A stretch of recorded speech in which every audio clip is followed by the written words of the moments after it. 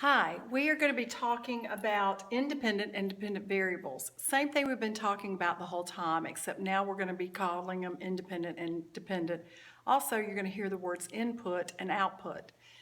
Here we're going to have some definitions. The independent variable is going to be a variable in an equation that may have its value freely chosen without considering values of any other variable. For example, the x value, I can put in any number I want to into x, and it's not going to do anything but change whatever comes out of it. So my input is going to be changed, but my y value is going to be the dependent variable. And this is because this is the variable whose value depends on the values of the independent variable. So, for example, if I choose the equation y equals x plus 2, and I say I'm going to use x is going to equal 0, 1, and 2, I can choose values for x because I'm going to put in a 0 plus 2, and that gives me y will equal to 2. 1 plus 2, that will give me y equals 3. And 2 plus 2, y will equal to 4. So what changes is, depending on what I put in for x, will depend on what y will turn out to be. So x is going to be my independent variable because I get to choose what I want to place in the value of x, and y is going to be dependent upon whatever the x value is for my equation.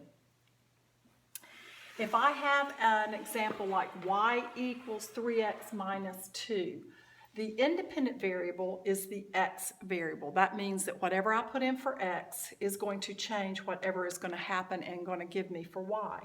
So the y is the dependent since it depends on the number chosen for x, like we just talked about.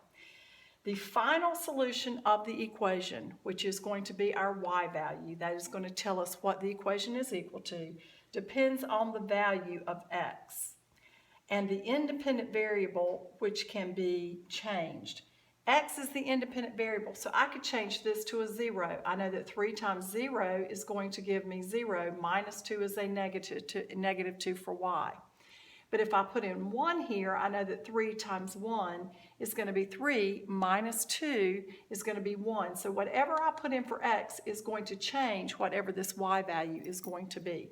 So this is your independent variable, this is your dependent variable.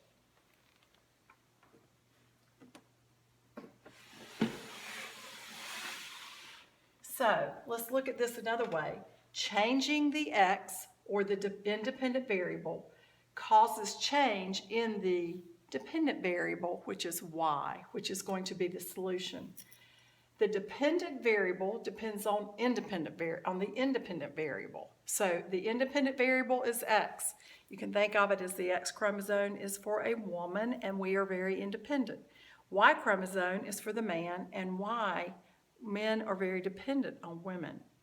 Shh, don't tell your parents I said that. All right, so the x is always the independent variable. You will also be hearing this called the input. What am I putting into the equation?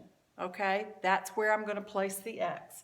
Y is always the dependent variable, or the output. Depending on what I put for x will depend on what my answer will be, or the dependent variable will be. Remember, what you get out depends on what you put in. Always think of that. What you get out of something is what you're going to be what you put into the equation. And we're going to be taking these notes, taking very good, and we're going to make sure that we do a couple of practices with these when you get to class. See you then.